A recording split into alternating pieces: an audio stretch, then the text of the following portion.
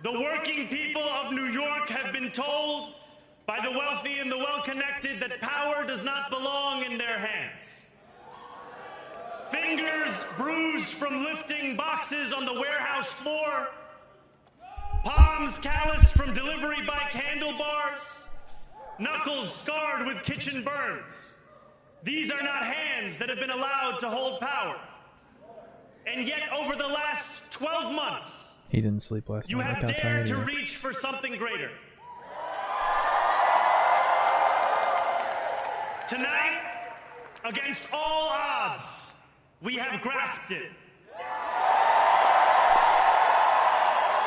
The future is in our hands. My friends, we have toppled a political dynasty.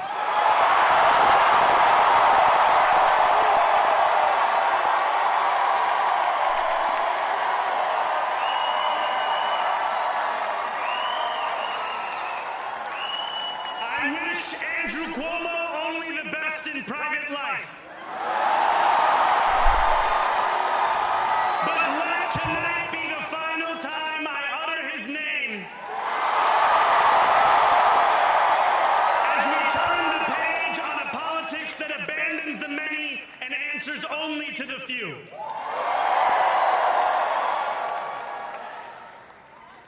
New York, tonight you have delivered a mandate for change. A mandate for a new kind of politics. A mandate for a city we can afford. And a mandate for a government that delivers exactly that. On January 1st, I will be sworn in as the mayor of New York City.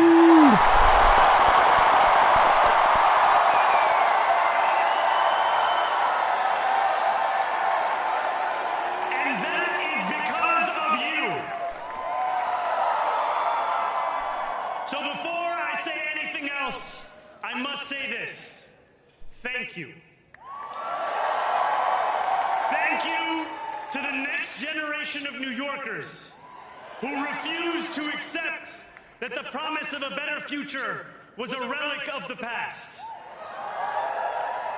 You showed that when politics speaks to you without condescension, we can usher in a new era of leadership. We will fight for you because we are you. Or as we say on Steinway, ana minkum wa ilaykum.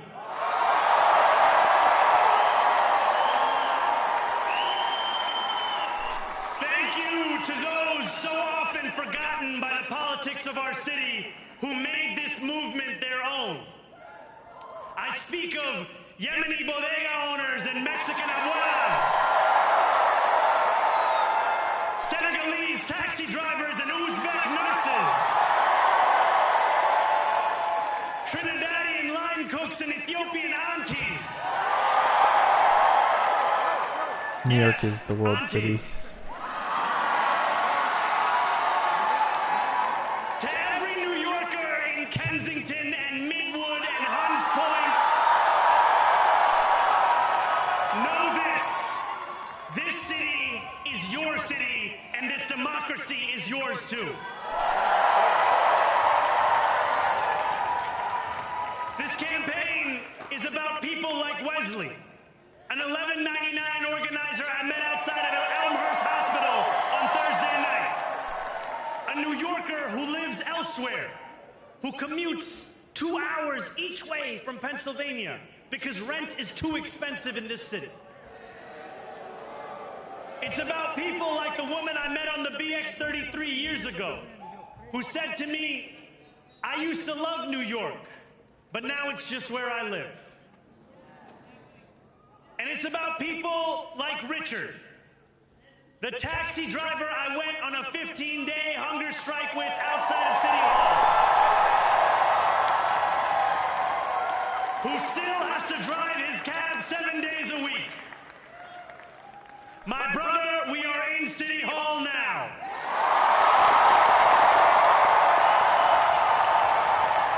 seem so calm. This victory is for all of them.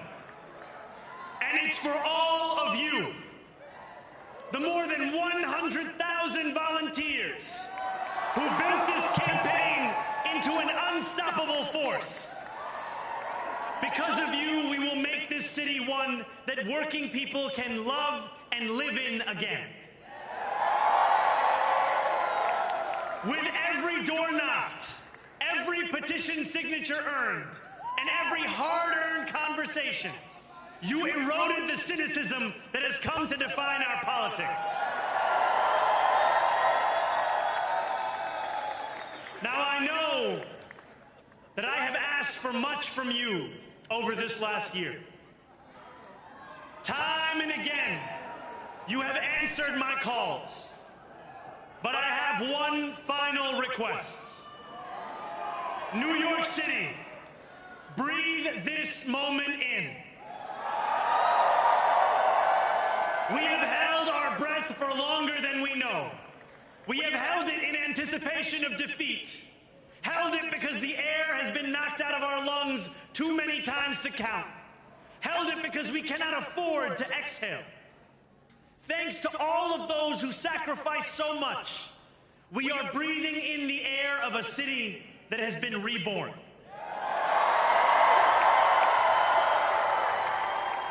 To my campaign team, who believed when no one else did, and who took an electoral project and turned it into so much more, I will never be able to express the depth of my gratitude. You can sleep now. To my parents, Mama and Baba, you have made me into the man I am today. I am so proud to be your son. And to my incredible wife, Rama,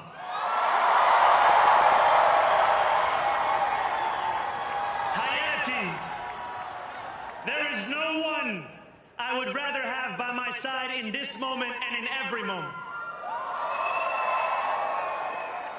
To every New Yorker, whether you voted for me, for one of my opponents, or felt too disappointed by politics to vote at all, thank you for the opportunity to prove myself worthy of your trust. I will wake each morning with a singular purpose: to make this city better for you than it was the day before. There are many who thought this day would never come, who feared that we would be condemned only to a future of less, with every election consigning us simply to more of the same. And there are others who see politics today as too cruel for the flame of hope to still burn. New York, we have answered those fears. Tonight we have spoken in a clear voice. Hope is alive. Hope is a decision that tens of thousands of New Yorkers made day after day, volunteer shift after volunteer shift, despite attack ad after attack ad. More than 1 million of us stood in our churches, in gymnasiums, in community centers, as we filled in the ledger of democracy. And while we cast our ballots alone, we chose hope together. Hope over tyranny. Hope over big money and small ideas. Hope over despair. We won because New Yorkers allowed themselves to hope that the impossible could be made possible. And we won because we insisted that no longer would politics be something that is done to us. Now it is something that we do.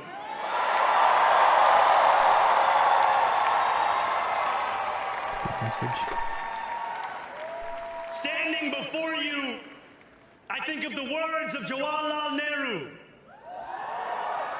A moment comes but rarely in history when we step out from the old to the new, when an age ends and when the soul of a nation long suppressed finds utterance. Tonight we have stepped out from the old into the new. So let us speak now with clarity and conviction that cannot be misunderstood about what this new age will deliver and for whom.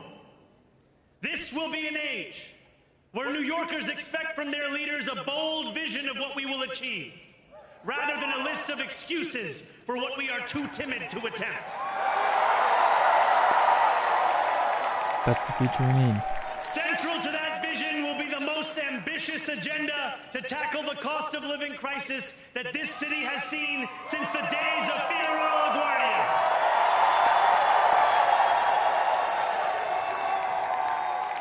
An agenda that will freeze the rents for more than 2 million rent-stabilized tenants. Make buses fast and free. And deliver universal child care across our city. Years from now, may our only regret be that this day took so long to come. This new age will be one of relentless improvement. We will hire thousands more teachers. We will cut waste from a bloated bureaucracy. We will work tirelessly to make lights shine again in the hallways of NYCHA developments where they have long flickered.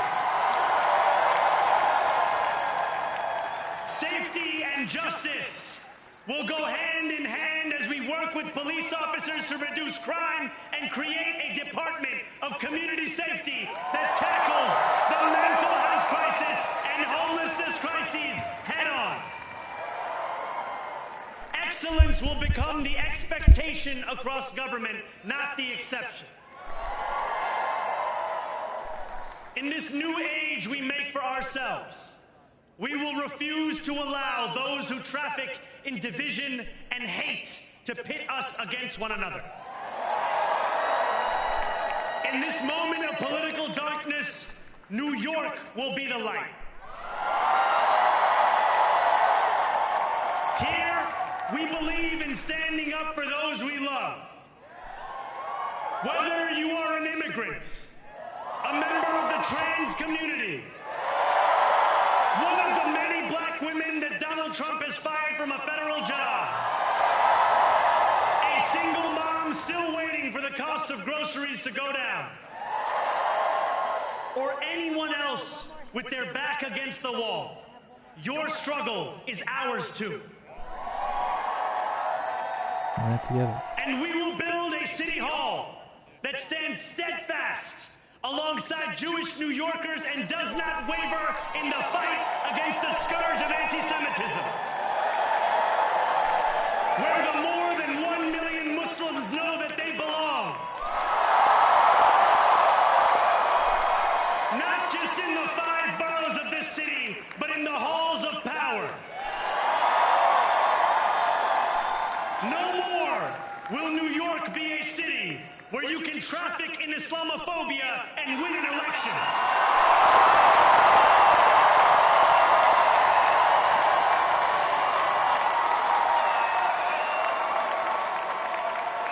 This new age will be defined by a competence and a compassion that have too long been placed at odds with one another. We will prove that there is no problem too large for government to solve and no concern too small for it to care about.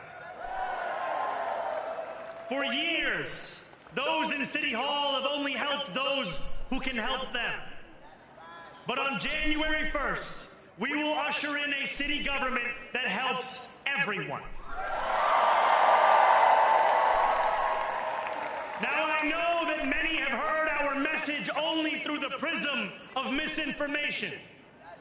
Tens of millions of dollars have been spent to redefine reality and to convince our neighbors that this new age is something that should frighten them.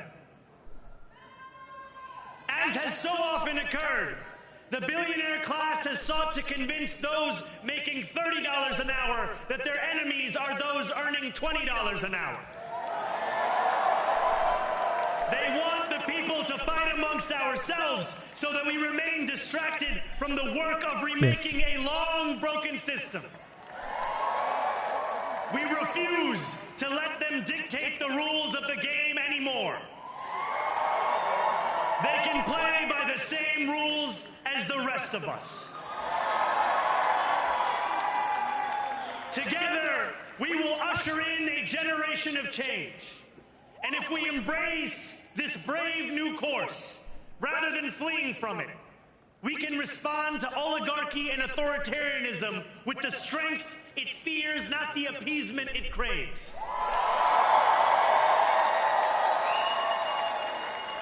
After all, if anyone can show a nation betrayed by Donald Trump how to defeat him, it is the city that gave rise to him. A little poetic justice. And if there is any way to terrify a despot, it is by dismantling the very conditions that allowed him to accumulate power. Absolutely. This is not only how we stop Trump, it's how we stop the next one.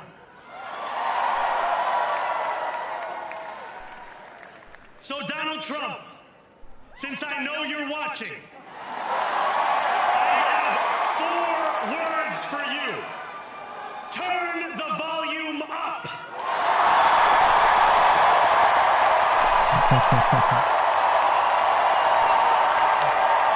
WWE.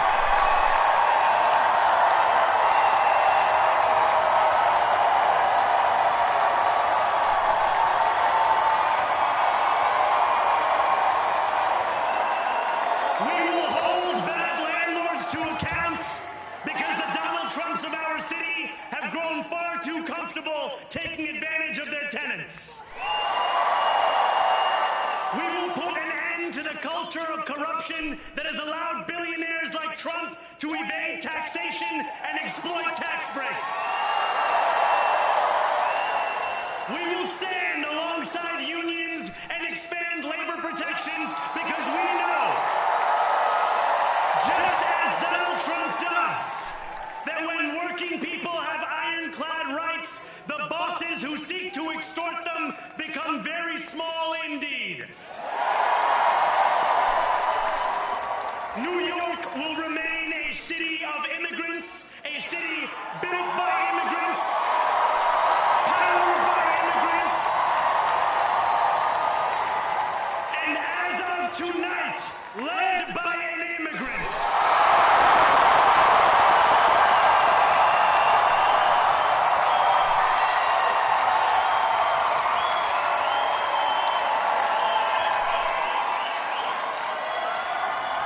So hear me, President Trump, when I say this. To get to any of us, you will have to get through all of us.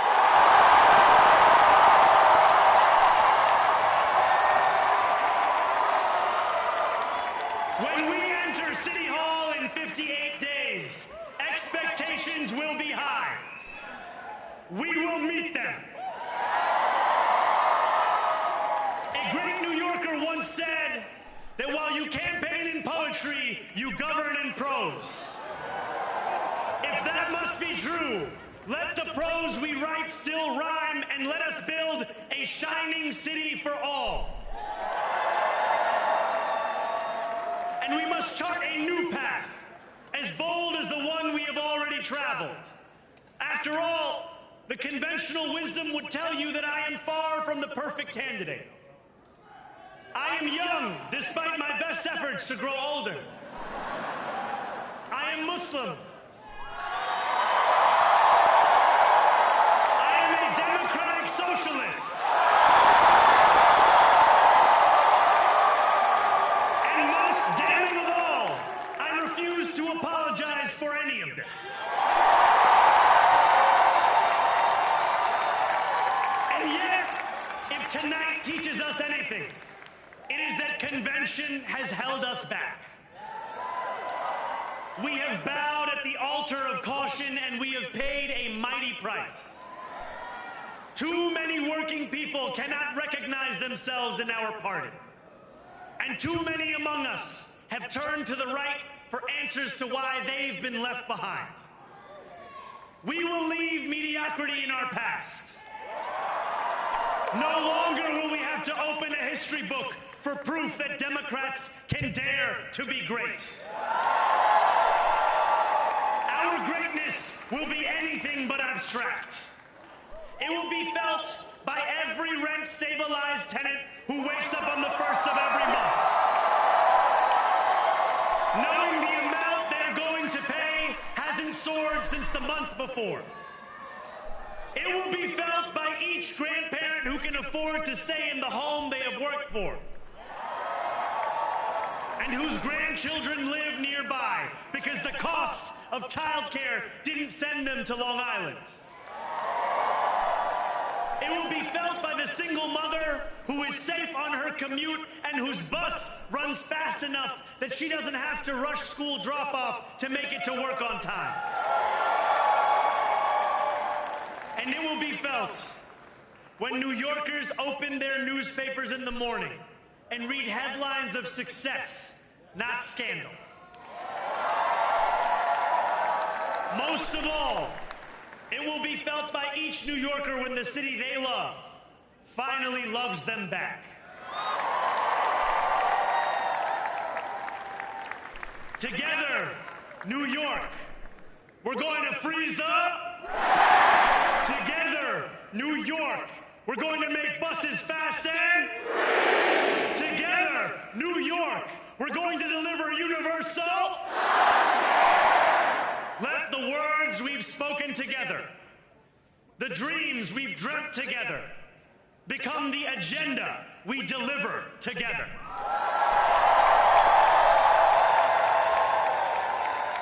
New York, this power, it's yours. This city belongs to you. Thank you.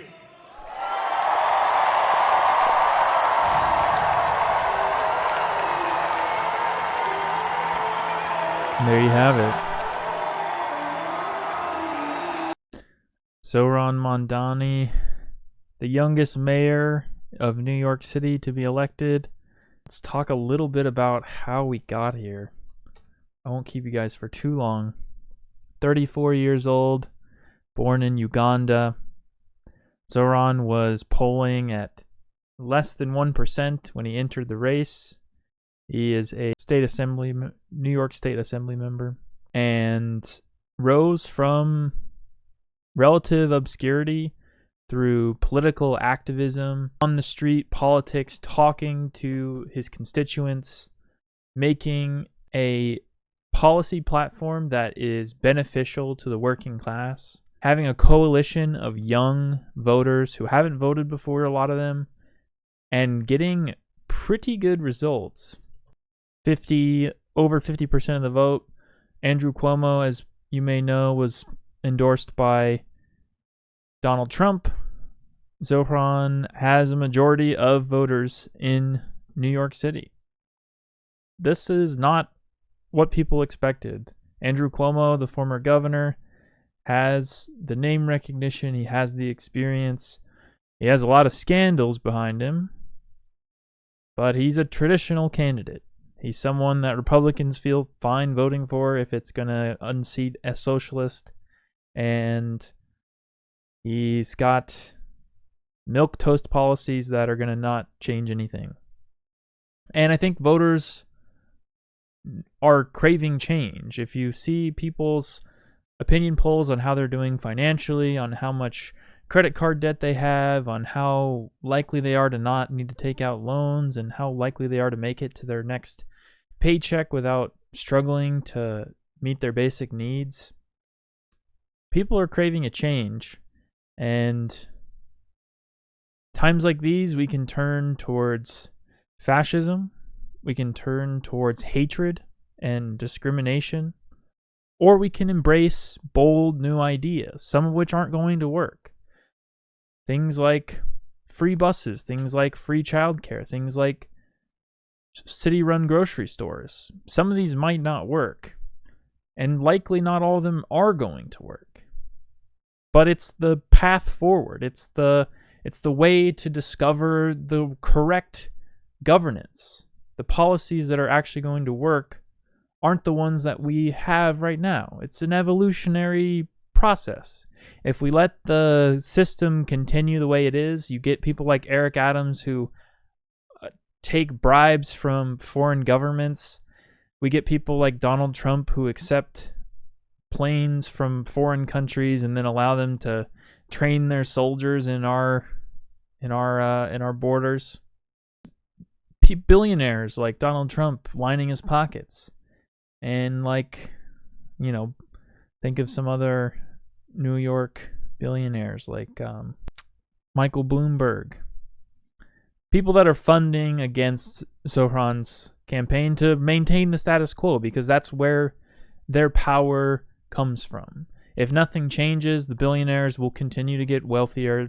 Elon Musk will continue to grow Tesla to infinity, and he'll get his $1 trillion payout package, right? And we'll have a new world order of Elon Musk. I'm joking, of course, but the path forward is paved with new ideas. It's paved with young people expressing their opinions and trying new things.